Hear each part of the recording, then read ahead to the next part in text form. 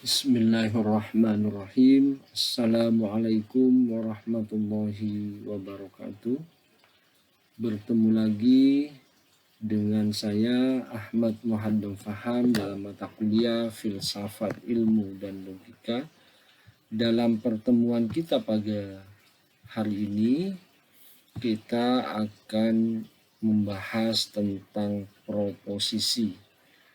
Dalam pertemuan sebelumnya, kita sudah membahas tentang pengertian atau konsep, kita sudah membahas tentang kata, term, dan definisi. Pada pertemuan sebelumnya, kita berbicara tentang fungsi akal yang pertama, yakni membentuk atau memahami kenyataan, membentuk pengertian-pengertian, membentuk definisi-definisi. Nah, sekarang kita masuk pada kerja akal yang kedua, yakni menyatakan hubungan yang akan dibahas dalam logika secara khusus, yakni proposisi atau kerja akal yang kedua dibahas dalam materi proposisi. Nah, apa sebenarnya yang dimaksud dengan proposisi? Proposisi adalah perbuatan manusia yang di dalamnya ia mengakui atau memungkiri sesuatu. Mengapa kemudian dikatakan sebagai perbuatan manusia? Yang dimaksud dengan perbuatan manusia di sini bahwa proposisi atau putusan merupakan produk perbuatan akal, di mana akal budi manusia seluruhnya. Artinya, yang bekerja sesungguhnya bukan hanya akal, tetapi juga seluruh indera manusia.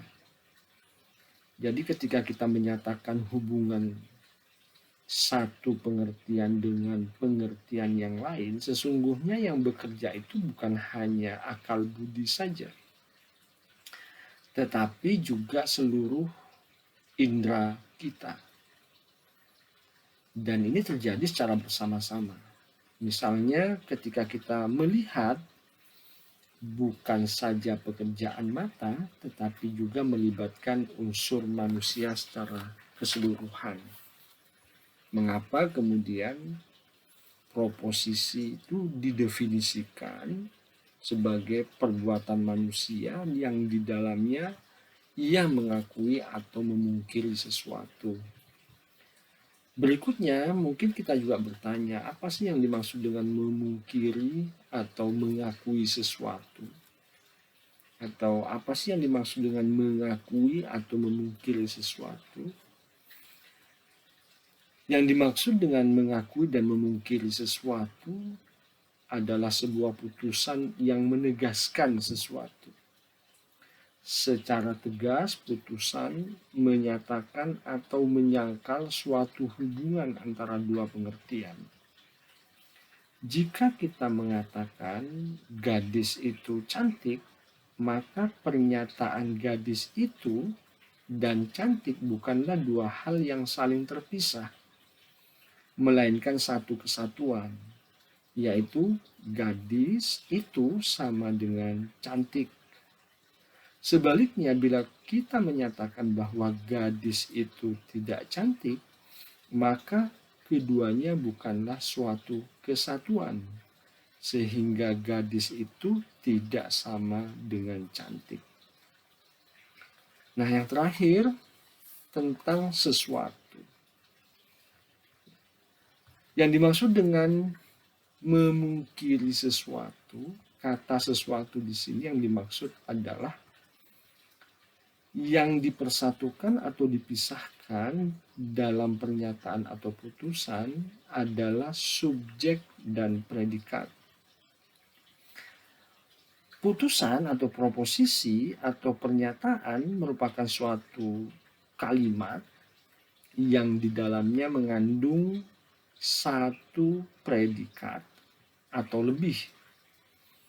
yang dapat diakui atau dipungkiri tentang suatu subjek. Jadi dalam proposisi atau dalam putusan itu kita menemukan suatu pernyataan yang di dalamnya mengandung suatu predikat yang dapat diakui atau dipungkiri tentang suatu subjek. Nah, karena itu tidak semua kalimat dapat disebut sebagai proposisi. Hanya kalimat deklaratif saja, dalam pengertian kalimat informatif atau kalimat berita saja, yang dapat disebut sebagai proposisi. Sementara kalimat tanya dan kalimat perintah tidak dapat disebut proposisi, karena tidak dapat dinilai benar atau salah. Oleh karena itu, salah satu ciri proposisi terletak pada nilai kebenarannya. Jika sebuah pernyataan memiliki nilai kebenarannya yang belum jelas, maka pernyataan tersebut dapat disebut pernyataan terbuka. Untuk lebih memahaminya, kita coba lihat contoh berikut. Ketika kita menyatakan dalam kalimat, kerbau lebih besar daripada kambing. Pertanyaannya adalah, apakah kalimat tersebut merupakan sebuah pernyataan atau proposisi? Jawabannya ya. Kemudian apakah kalimat tersebut merupakan proposisi? Jawabannya tentu iya. Karena pernyataan tersebut mempunyai nilai benar atau salah. Pertanyaan selanjutnya adalah, apakah nilai kebenaran dari proposisi tersebut? Jawabannya, nilai kebenaran proposisi adalah benar. Coba perhatikan kalimat berikut. Kalau Anda sudah selesai mengerjakan tugas, silahkan pulang. Pertanyaannya adalah, apakah kalimat tersebut merupakan sebuah pernyataan? Jawabannya tentu tidak. Apakah ini sebuah proposisi? Jawabannya juga tentu tidak. Hanya pernyataan yang dapat menjadi proposisi, karena hanya pernyataanlah yang dapat menjadi proposisi.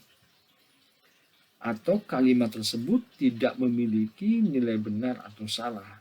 Oleh karena itu, tidak semua kalimat dapat menjadi proposisi. Jadi, kalau kita mau sederhanakan, proposisi itu adalah kalimat deklaratif yang dapat dinilai benar atau salah. Contohnya, kerbau lebih besar daripada kambing.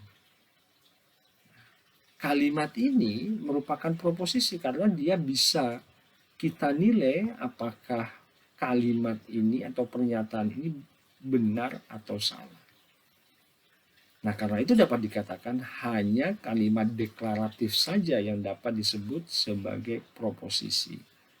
Sementara kalimat apakah Anda sudah selesai, kalau Anda sudah selesai mengerjakan tugas, silahkan pulang, itu bukan proposisi. Kenapa? Karena kita tidak bisa menilai apakah kalimat ini benar atau salah. Sekarang kita masuk pada bagian berikutnya, yakni tentang unsur proposisi. Proposisi terdiri dari 3 unsur. Yang pertama disebut dengan term subjek, yakni term yang disebutkan adalah terdiri atas orang, benda, tempat, atau peristiwa, fenomena. Term merupakan sesuatu yang sedang diakui atau ditolak dan diungkapkan melalui kalimat. Yang kedua, unsur yang kedua dari proposisi adalah term predikat Apa itu yang dimaksud dengan term predikat? Yang dimaksud dengan term predikat adalah keadaan atau hal, fenomena atau sesuatu yang dinyatakan tentang subjek. Unsur ini menjelaskan apa yang diakui atau ditolak tentang subjek. Itu unsur proposisi yang kedua. Sementara unsur proposisi yang ketiga disebut dengan kopula. Apa itu kopula? Yakni kata yang menghubungkan antara subjek dan predikat. Ada unsur lain selain daripada yang sudah disebutkan. Yang pertama disebut dengan pembilang atau kuantifier. Dan yang kedua disebut dengan modalitas. Apa yang dimaksud dengan pembilang? Pembilang merupakan kata yang menunjukkan ketercakupan subjek yang akan dijelaskan. Apakah akan mencakup semua subjek? Itu berarti kita berbicara tentang hal yang universal atau subjek yang universal, atau hanya mencakup sebagian subjek. Kalau hanya mencakup sebagian subjek atau sebagian anggota subjek, itu kita berarti berbicara tentang partikular. Atau bahkan hanya satu saja. Tidak mencakup seluruhnya, tidak mencakup sebagian, tapi hanya mencakup saja. Itu berarti ketika kita bicara hanya satu, kita bicara tentang singular. Yang kedua, modalitas. Modalitas menunjuk pada kata yang menegaskan atau mengikat hubungan subjek dan predikat secara mutlak. Misalkan kata pasti, mungkin, mustahil, tidak mungkin, dan seterusnya. Kita sekarang coba perhatikan contoh tentang pembilang dan modalitas. Kita lihat contoh yang pembilang dulu. Sebagian benda cair adalah air. Kata benda cair dalam proposisi tersebut berposisi sebagai term subjek yang berupa benda. Kemudian kata air berkedudukan sebagai term predikat berupa kata benda. Nah, kata adalah merupakan kopula. Dan kata sebagian merupakan unsur pembilang. Jadi sebagian itu pembilang, benda cair itu subjek, adalah kopula, air, predikat. Sekarang kita coba perhatikan contoh modalitas. Semua manusia itu pasti bernafas. Kata manusia dalam proposisi tersebut berposisi sebagai subjek berupa benda. Kemudian kata bernafas berkedudukan sebagai predikat berupa kata kerja. Sementara kata itu merupakan kopula. Selanjutnya kata semua merupakan unsur pembilang. Dan yang terakhir pasti atau kata pasti merupakan modalitas yang menunjukkan syarat mutlak. Nah, kita coba perhatikan kopula yang dicontohkan dengan kata itu, kata adalah. Ya. Kita akan menjelaskan apa sih sebenarnya fungsi dari kopula itu. Kopula dalam sebuah proposisi itu kadang dihilangkan. Maka susunan term tersebut bukan lagi berbentuk proposisi. Jadi kalau misalkan saya mengatakan jeruk itu manis. Ini proposisi. Karena jeruk itu subjek, manis predikat, kemudian kata itu kopula.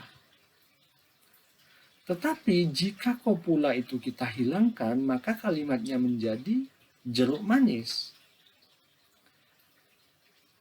Nah, ketika kopula dalam sebuah kalimat dihilangkan, maka susunan tem bukan lagi berbentuk proposisi, melainkan hanya merupakan tem saja.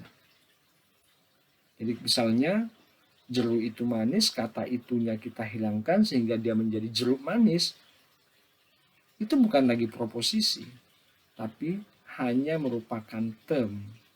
Bisa dia menjadi tem subjek yang nanti mungkin dijelaskan oleh tem predikat. Misalnya kalau mau dibuat kalimat jeruk manis ini dibuat sebuah pernyataan, kita bisa mengatakan misalkan jeruk manis itu mahal. Bedakan dengan kata jeruk manis saja. Kalau jeruk manis berarti dia berupa tem, bukan subjek dan predikat. Tetapi ketika kita mengatakan jeruk manis itu mahal, dia berubah menjadi proposisi. Di situ ada tem subjek, yakni jeruk manis.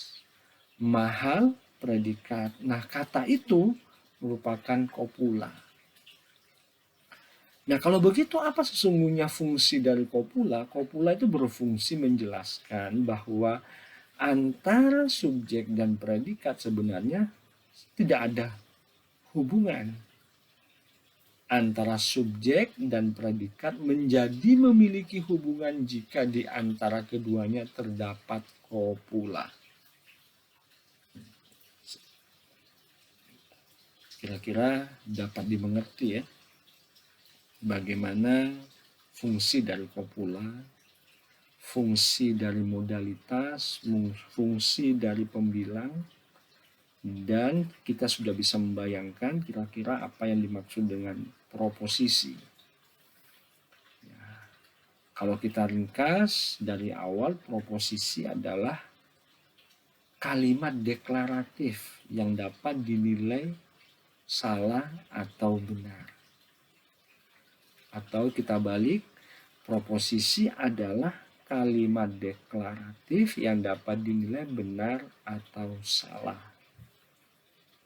Sebuah proposisi memiliki unsur-unsur. Unsurnya antara lain ada subjek, ada predikat, dan ada kopula. Apa itu subjek? Subjek itu sesuatu yang dijelaskan. Sementara predikat adalah sesuatu yang menjelaskan. Sementara itu, apa itu kopula? Kopula itu adalah kalimat yang berfungsi menyatakan hubungan antara subjek dan predikat. Jika kopula itu dihilangkan, maka proposisi biasanya tidak lagi menjadi proposisi, tapi hanya berupa tem saja. Misalkan ketika kita menyatakan jeruk itu manis, itu merupakan proposisi. Tapi ketika kita menyatakan jeruk manis, kata itu sebagai kopula hilang, maka kalimat tersebut bukan lagi proposisi, tapi hanya berupa tem atau menjadi sebuah tem.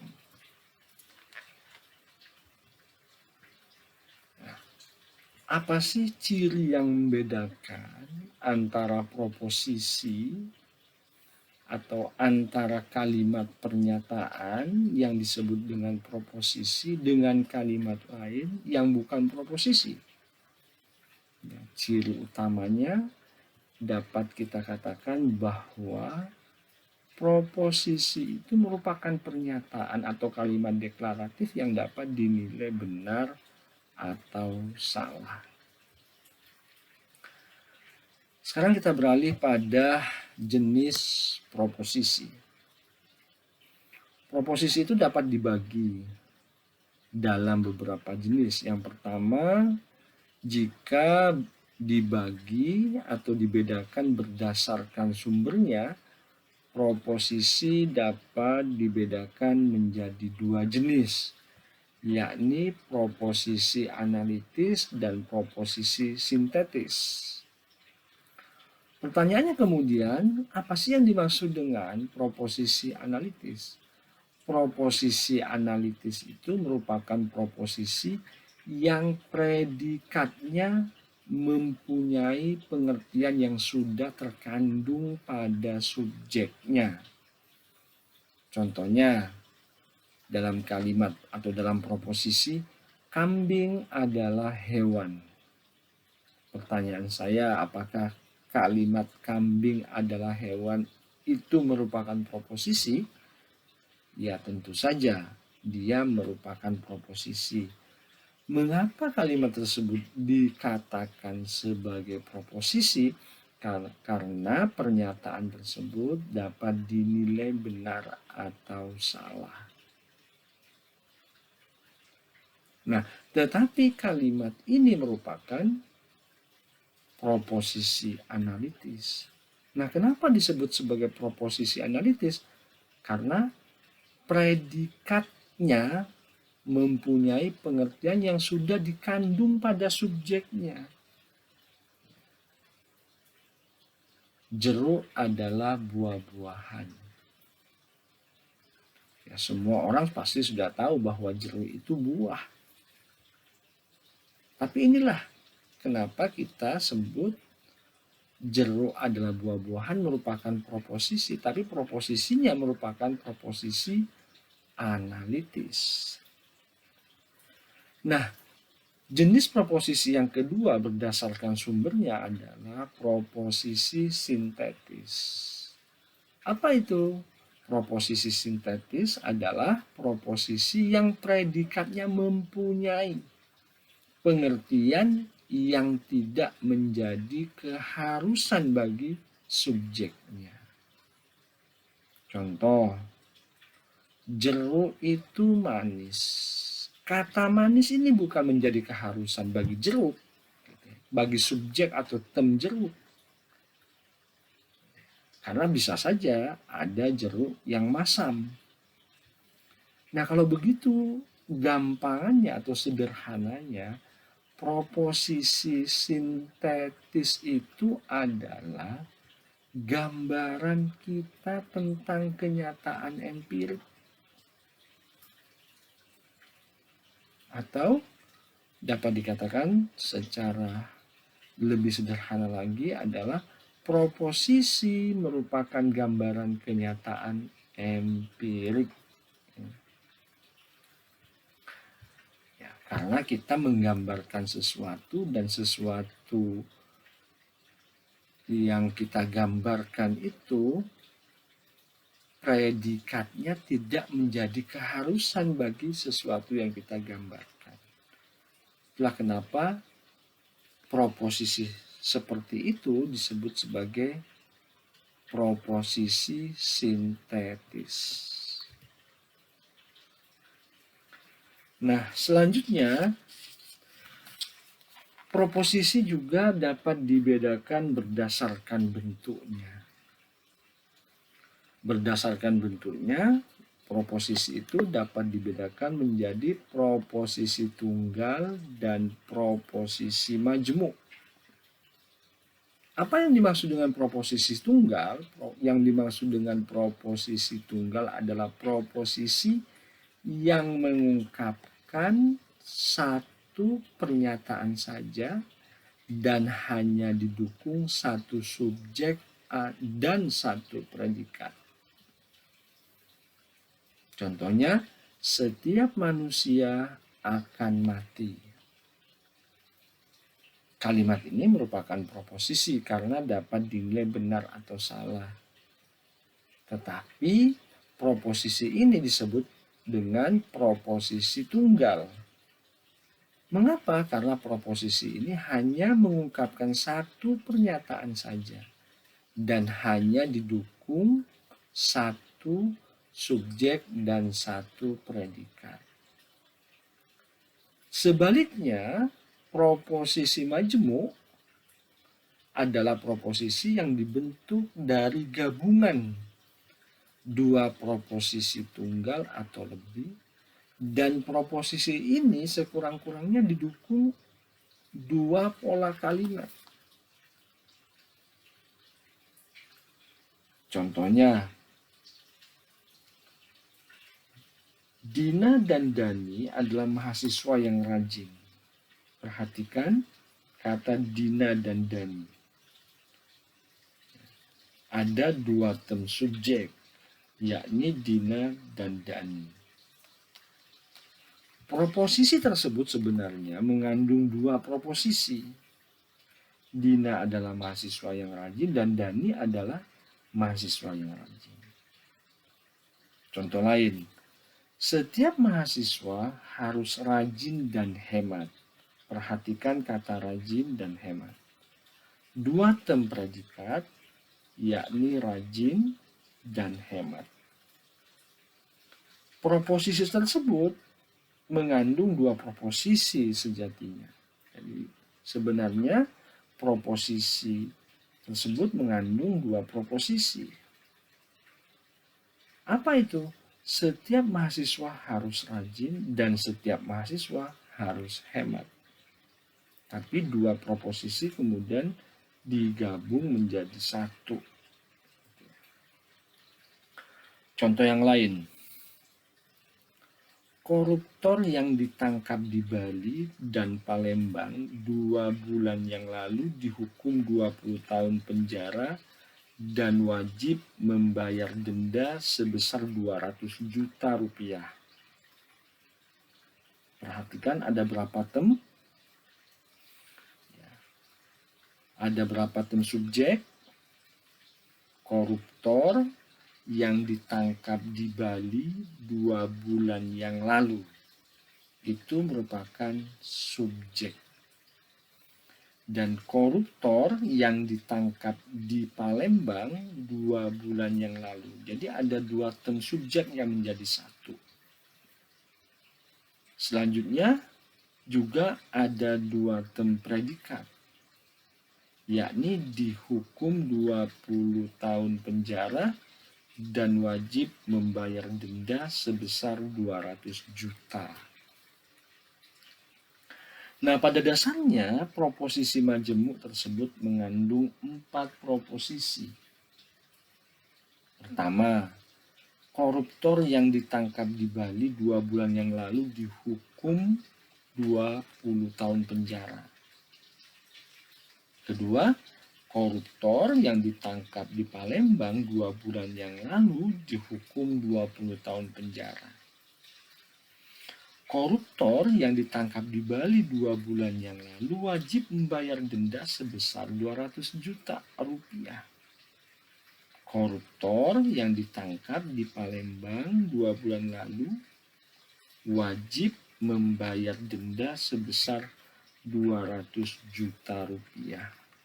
Jadi bayangkan ada 4 proposisi kemudian digabung menjadi satu.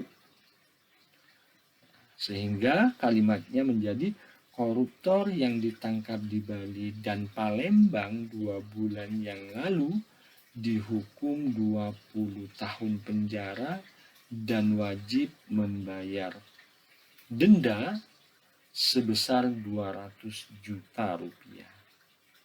Pertanyaan saya, apakah koruptor yang ditangkap di Bali dan di Palembang itu merupakan orang yang sama? Tentu bukan orang yang sama, tapi orang yang berbeda. Tetapi kalimat proposisinya bisa digabung.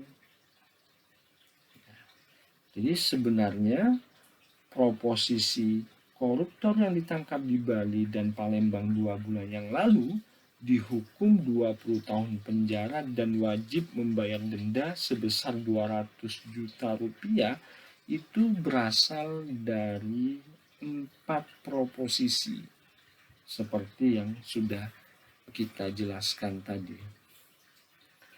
Sekarang kita beralih pada jenis proposisi lainnya. Proposisi juga dapat dibagi atau dibedakan berdasarkan sifatnya. Proposisi yang dibedakan berdasarkan sifatnya dapat dibagi menjadi dua, yakni proposisi kategoris dan proposisi hipotetis. Nah, apa yang dimaksud dengan proposisi kategoris? Proposisi kategoris adalah proposisi yang mengandung pernyataan tanpa syarat.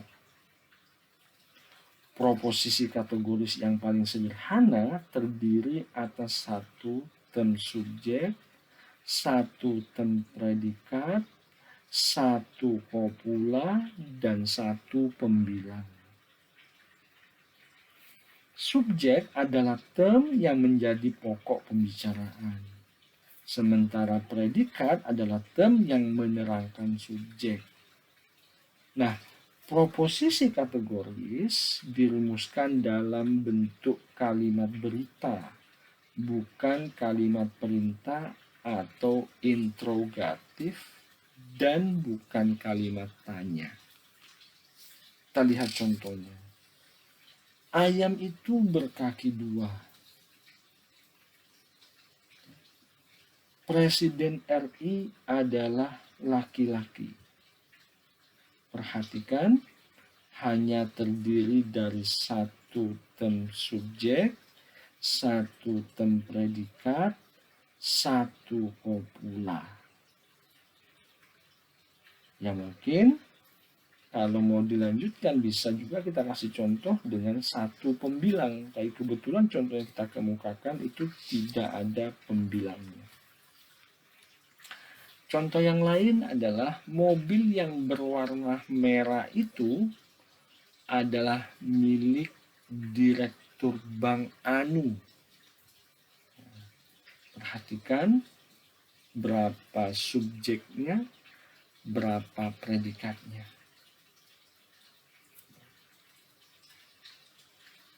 Selanjutnya adalah proposisi hipotetis. Apa yang dimaksud dengan proposisi hipotetis? Proposisi hipotetis adalah proposisi yang menunjuk pada pembenaran atau pengingkaran yang bersyarat atau berupa pilihan. Jadi kalau proposisi yang pertama yang disebut dengan proposisi kategoris itu adalah pernyataan tanpa adanya syarat. Sementara proposisi hipotetis adalah pernyataan yang bersyarat atau berupa pilihan. Contohnya, mahasiswa akan lulus ujian bila rajin belajar.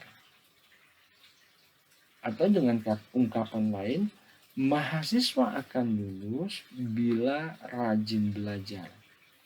Jika kamu pergi, aku juga akan pergi. Gaji Anda akan saya naikkan jika Anda berhasil meloloskan proposal tersebut. Perhatikan 3 contoh ini.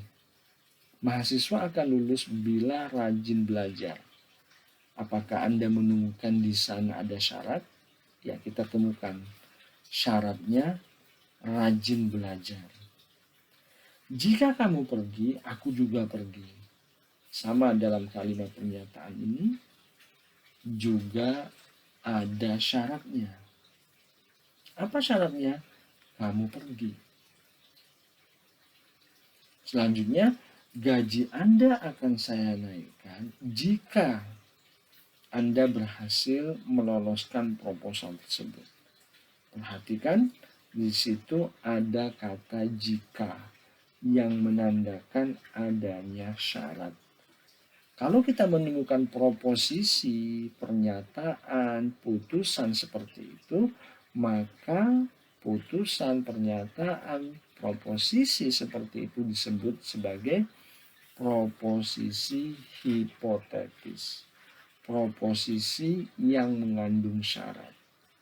Sebaliknya, kalau kita menemukan contoh atau membuat pernyataan seperti ayam itu berkaki dua, Presiden RI adalah laki-laki, kita dapat mengatakan bahwa kalimat tersebut merupakan proposisi apa? Proposisi hipotetis. Kenapa? Karena ada syarat. Jadi kita harus bisa membedakan jenis-jenis proposisi.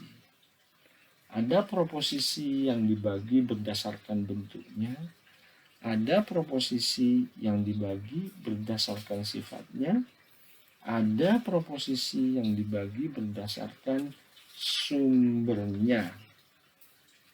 Nah, saat ini yang kita jelaskan adalah proposisi berdasarkan sifatnya. Nah, khusus untuk proposisi hipotetis itu dapat dibedakan menjadi 3. Yang pertama, proposisi kondisional. Yang kedua, proposisi disjungtif. Dan yang ketiga disebut dengan proposisi konjungtif. Konjungtif. Nah, sekarang apa sih yang dimaksud dengan proposisi kondisional, proposisi disjungtif, dan proposisi konjungtif? Proposisi hipotetis kondisional adalah proposisi yang menunjuk pada pembenaran bersyarat. Artinya, jika proposisi terpenuhi, maka kebenaran dapat terjadi. Proposisi ini disebut juga proposisi hipotetis. Jika proposisi kategoris, kapula menghubungkan dua buah tem, akan tetapi pada proposisi hipotetis, kapula menghubungkan dua buah proposisi. Proposisi hipotetis berisi pernyataan yang mengandung dugaan atau prediksi dan menyebutkan hubungan sebab akibat secara tersurat maupun tersirat. Kita ambil contohnya.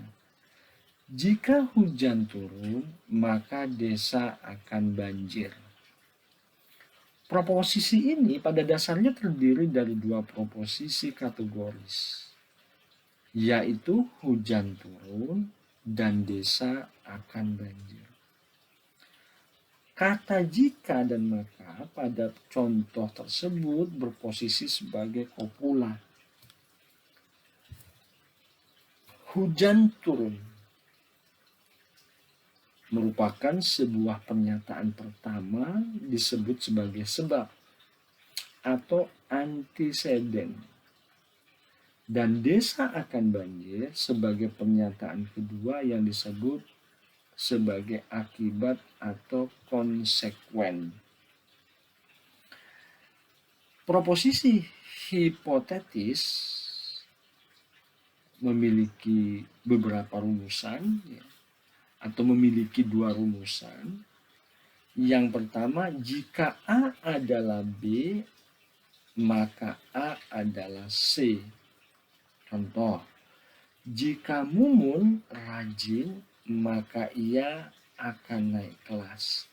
Jika Mumun itu, katakanlah A, rajin itu B, maka A akan naik kelas. Ada lagi rumusan yang lain. Jika A adalah B, maka C adalah D. Contohnya, jika harga BBM itu A naik B, maka harga sembako C juga naik atau D. Sekarang kita beralih pada proposisi disjungtif. Proposisi disjungtif adalah proposisi yang mengandung atau menyatakan pembenaran yang berupa pilihan. Kalau yang awal itu berupa syarat, maka yang kedua berupa pilihan. Proposisi ini sering menggunakan kata atau, seperti halnya proposisi hipotetis, proposisi disjungtif pada hakikatnya juga terdiri atas dua buah proposisi kategoris. Proposisi majemuk dapat didefinisikan sebagai proposisi yang menegaskan bahwa pada waktu yang bersamaan dua buah proposisi tidak dapat kedua-duanya benar atau kedua-duanya salah. Nah, jika kita analisis atau jika dianalitis dapat menjadi misalkan proposisi itu benar dan proposisi itu salah. Copula yang berupa jika dan maka mengubah dua proposisi kategoris menjadi proposisi disjungtif. Copula dalam proposisi disjungtif ya sangat bervariasi. Kita lihat contohnya. Hidup kalau tidak makan akan mati. Hidup kalau tidak makan adalah mati. Eko di kantin atau di perpustakaan. Jika bukan Dian yang membuatmu, jika bukan Dian yang membantumu, maka Dodi. Jika Budi tidak ada di rumah, mungkin dia di rumah temannya. Ini proposisi disjungtif. Nah, proposisi disjungtif sendiri itu dibagi menjadi dua proposisi. Yang pertama disebut dengan proposisi disjungtif sempurna. Dan yang kedua disebut sebagai proposisi disjungtif tidak sempurna. Kita lihat pengertian keduanya. Proposisi disjungtif sempurna yaitu proposisi ini mempunyai alternatif kontradiktif. Rumus proposisi ini adalah A mungkin B mungkin non B. Contoh, Fajar mungkin masih hidup, mungkin sudah mati. Artinya tidak hidup. 6 ditambah 8 sama dengan 14 atau bukan 14. Ayah sudah datang atau belum datang. Ini disebut sebagai proposisi disjungtif sempurna. Nah, ada proposisi disjungtif yang tidak sempurna, yaitu sebuah bentuk proposisi dengan proposisi alternatifnya tidak berbentuk kontradiktif. Rumus proposisinya adalah A mungkin B mungkin C. Kita lihat contoh konkretnya.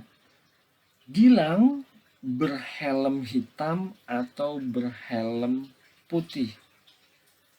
Pak Miskri sedang berada di Purwokerto atau di Semarang. Ya. Itu proposisi disjungtif. Yakni proposisi dengan proposisi alternatifnya tidak berbentuk kontradiktif. Rumusannya A mungkin B mungkin C.